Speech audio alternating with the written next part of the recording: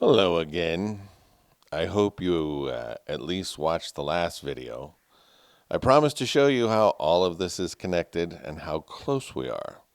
Even if you don't agree with me, when I'm done, you will at least have some valid questions about why everyone is making such a big deal of Sunday. Let's take a look at some of Sunday's specific developments that have already taken place. The Pope wrote a letter called Laudato Si'.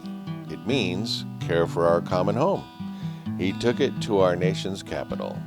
He stood before a joint session of Congress and the Senate.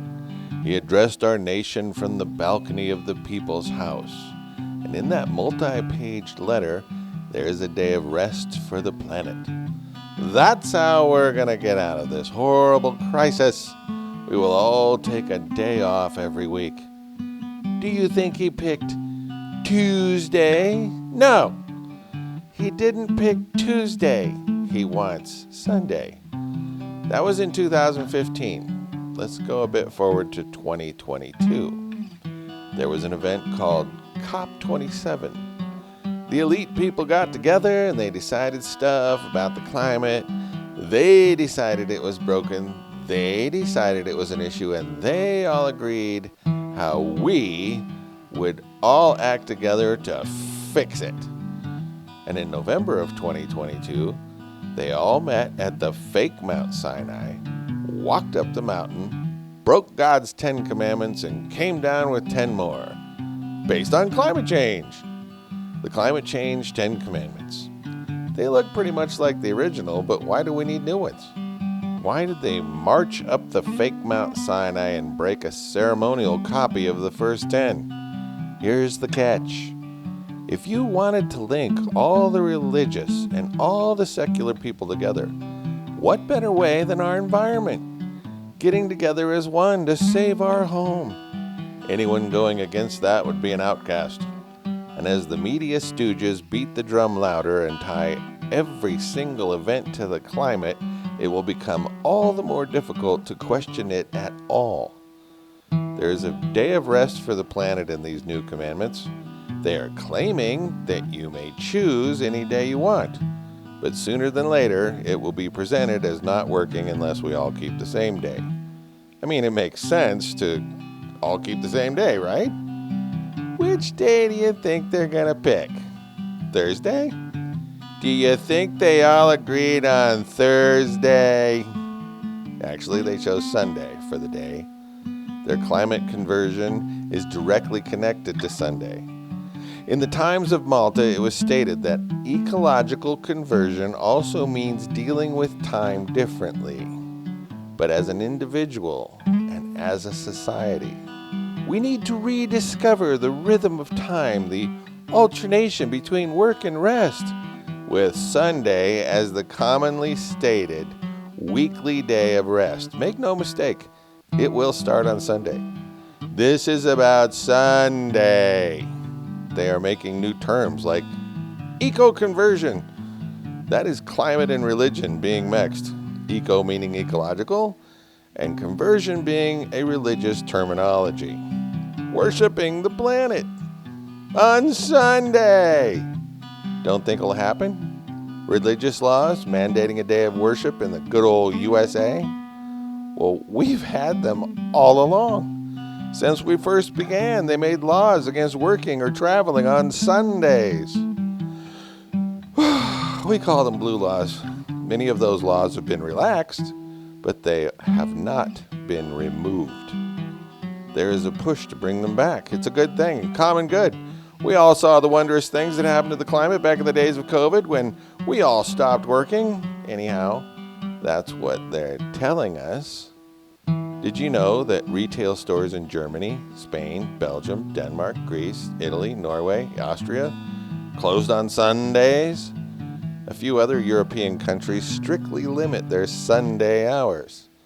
Let's take a look at COVID. Remember COVID? Lockdowns? Well, there were some weird things happening during COVID. There were countries that allowed people to go out for short spaces on every day of the week to get stuff, things like food and toilet paper, but not on Sunday. Why not? Let the people choose. Why not enforce nobody goes anywhere on Wednesdays. And while most of those lockdowns and restrictions are gone now, some of those restrictions on Sunday are still in place today. Have you heard of Car-Free Sundays? Again, they didn't pick Friday or Monday, and they just instituted it in New York. New York, Car-Free Sunday during holiday season of December 23. This is happening on the famous Fifth Avenue in New York. They're going to expand it. Lots of cities around the globe are instituting these wonderful, glorious, work-free, car-free days in honor of our planet. The media talking heads are saying it's a big hit. It's all subtle programming. Have you heard of Project 2025? It's an 887-page document outlining objectives for the next conservative president in 2025. Well, on page 589, there's an interesting section about mandating Sunday sacredness. That means a religious law in America enforcing Sunday worship. And by the way, our new Speaker of the House, he's against separation of church and state. He says he cut his teeth fighting it. Most of the evangelical leaders are pushing for the separation to be removed. It's all connected. Making climate change a religious duty is almost here. The numbers of climate activists are growing every day, sitting in the middle of roads, round the globe, blocking traffic. Some even glue themselves to the pavement. We think they're crazy fringe loonies now, but soon there will be many, many more. If you don't agree, let's take a quick look at history. Satan has been involved with sun worship and climate change for a long, long time. Think about the Tower of Babel. Why did they build it? They built it to stop the next flood. They were protecting themselves. Post-flood people on the earth wanted protection from any more future climate disasters. They made a ziggurat to the sun, the Tower of Babel. Sun worship was going to save them. During the time of Elijah, there was a massive drought. The people that still call themselves the chosen of God worshiped the sun gods, thinking that they would save them. They prayed to Baal. Satan went as far as to engineer the climate during the time of Job to prove a point. He can manipulate the weather.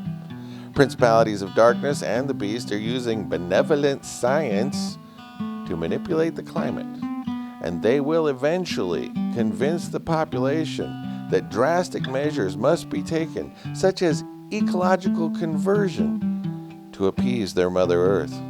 Gaia worship. It isn't going to happen, it is happening. I could go on, but I don't want to do 45-minute videos.